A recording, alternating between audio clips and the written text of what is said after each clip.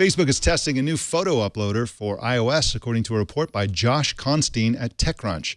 The new uploader is packed with Snapchat-like features. Josh Constein joins us now to talk about it. Hey, Josh, how you doing?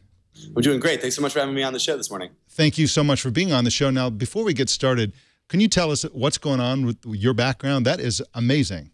Yeah, so me and some friends run an art gallery called The Sub in San Francisco, and this is a piece of artwork it's a collaboration between Will Atwood and Harrison Love, and we do monthly exhibitions here. So I'm excited to get to broadcast from a place full of art and show off the work that we have around. Yeah, that's fantastic, fantastic. And so let's jump into the news here. What are these Snapchat-like features that you wrote about that Facebook is introducing?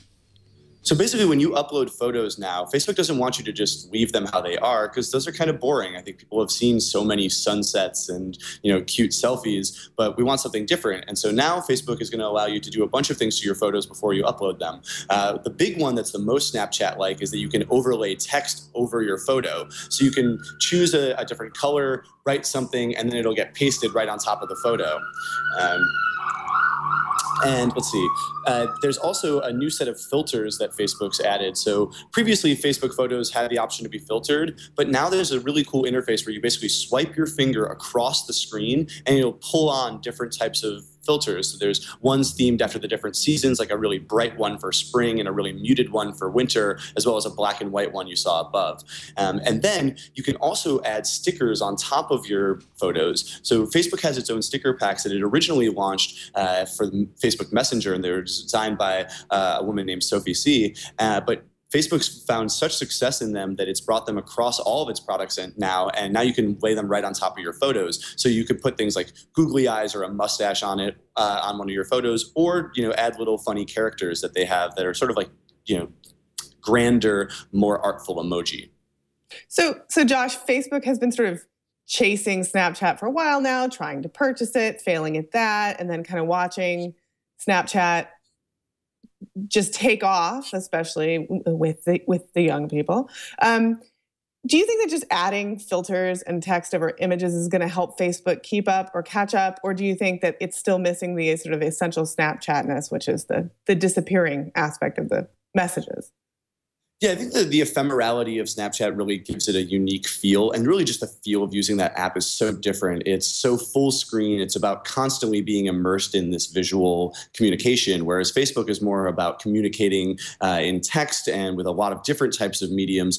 And so I think here Facebook is just trying to sort of box out Snapchat. It knows that people have responded really well to this ability to throw stickers or text or filters over images, and they don't want to be left in the dust and let people say, well, if I want to do that, I have to go on Snapchat. I don't think it expects to be stealing users back from Snapchat, but it might help Snapchat or prevent Snapchat from growing any larger at the expense of Facebook. Maybe you can help me with something here. I mean, I think that people do like to add text and googly eyes and stuff to their photos.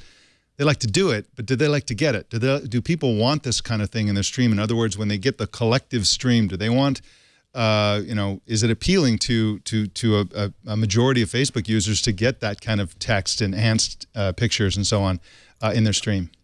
So on the web, I think it will look a little bit funny because the photos are sort of set farther back away from you in the screen, and adding text and lots of little details like stickers can seem a little bit strange because they just don't look as good from farther away. But I think when you're using Facebook on the phone, which is where most people are using Facebook nowadays, the photos are real close up, and it really lets you tell a story in a much more vivid way. It's like if you show that image that I put in my article, it's like just putting a cute dog that looks kind of sleepy, like that's funny, I guess, but like. And if you added a little caption to it at the bottom, it gives it a little bit of a story. But when you put the text right on top of it, it's one combined image, and it's so vivid, it's so striking. You immediately get that message right away. And I think that vividness is what Facebook wants to sort of crib from Snapchat. All right, one final question. Is that your derpy dog there in the picture? No, it's not. But I'm a big fan of a bunch of meme sites like Imgur and Huge Lol. And through those, you can find sort of the best breaking memes on the internet. And so I try to jazz up my own articles with things that people want to look at rather than just using pictures of my own face. Fantastic. I use my own face. Go ahead, Lindsay. You were going to say? I was just going to say that the humanity, that made me laugh. The humanity. It's working. I mean, that's the best example